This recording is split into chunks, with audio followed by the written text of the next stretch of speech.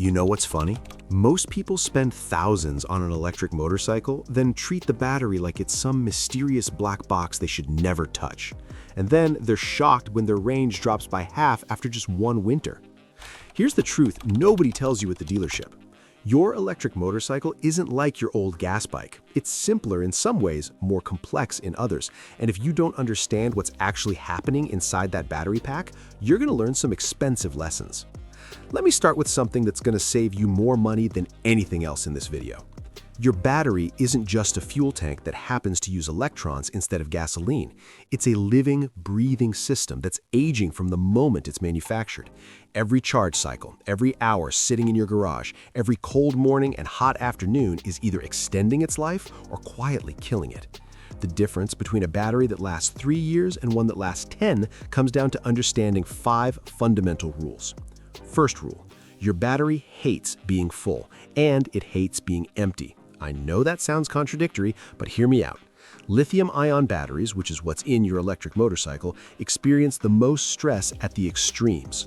When you charge to 100% and leave it sitting there, you're forcing maximum voltage through the cells for extended periods. It's like holding your breath at maximum lung capacity for hours. When you drain it down to 0 and leave it there, you're starving those cells. The sweet spot? Between 20 and 80% for daily use. I know your bike might say it has 200 miles of range and you only want to use 160 of it.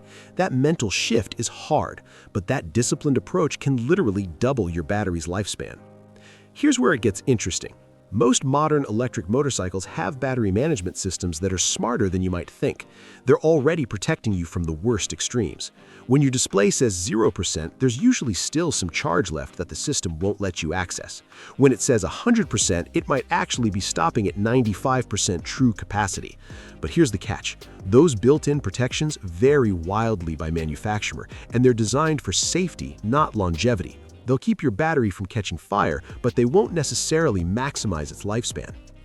Let's talk about charging, because this is where most people mess up without even knowing it. You've probably heard you should always use the original charger. That's partially true, but it's not the full story. What matters is the charging rate. Think of your battery like a sponge. You can drip water onto it slowly and it absorbs everything, or you can blast it with a fire hose and most of the water bounces off while the sponge gets damaged.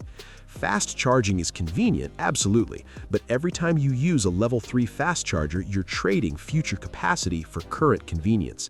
The heat generated during rapid charging causes physical stress on the battery cells. Here's my recommendation.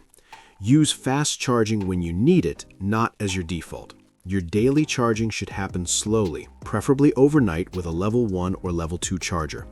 If you're commuting 40 miles a day and your bike has a 150-mile range, you don't need to fast charge every single day.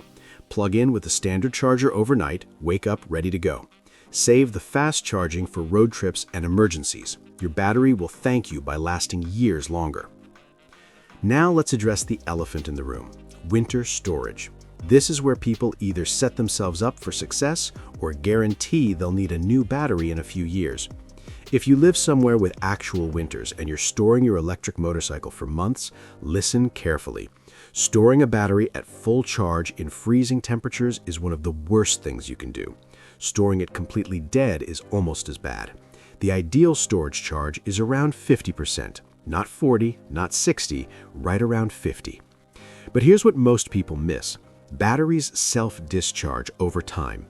If you store your bike in November at 50% and don't touch it until April, it might be down to 30% or lower by spring. Some manufacturers recommend checking and topping up monthly during storage. Read your manual. Actually read it. I know it's boring, but the storage section could save you $2,000. Temperature matters more than almost anything else. Your battery's ideal temperature range is between 50 and 80 degrees Fahrenheit. Below freezing, the chemical reactions slow down dramatically. You'll see reduced range, reduced power, and increased stress on the cells.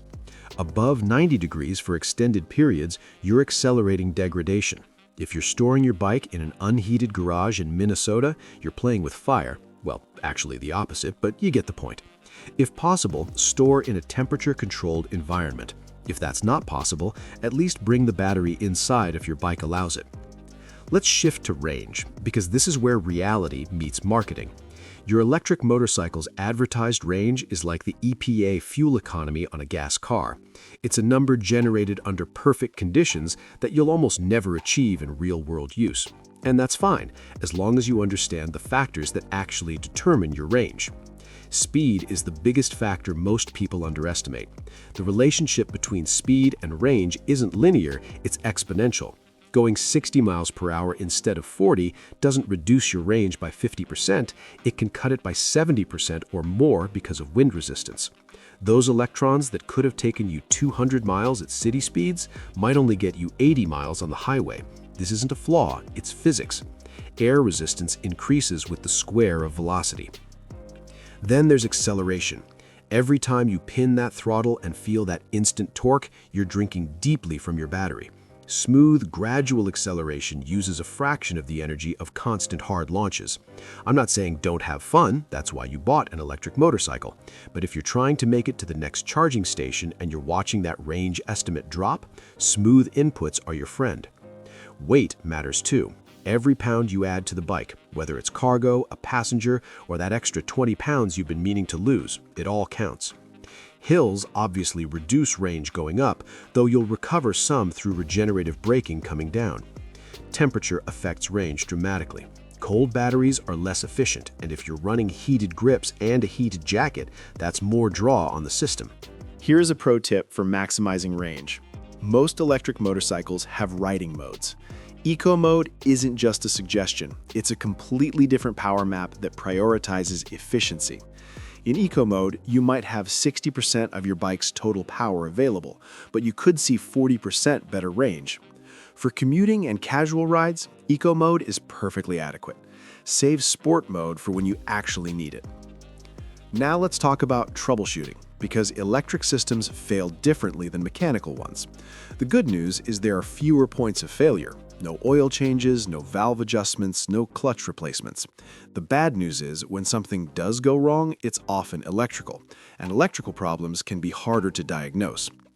The most common issue people face is range loss over time. If your bike used to get 150 miles and now struggles to hit 100, that's normal degradation, not a fault. Batteries lose capacity over time. If you're seeing a sudden dramatic drop, that could indicate a failing cell or a problem with the battery management system. This needs professional diagnosis. Error codes are your friend. When your dashboard lights up like a Christmas tree, don't panic. Most manufacturers have apps or diagnostic modes that will tell you exactly what the code means. Some are minor, like a temperature sensor reading slightly out of range. Others are serious, like a cooling system failure. Learn how to access these codes on your specific bike.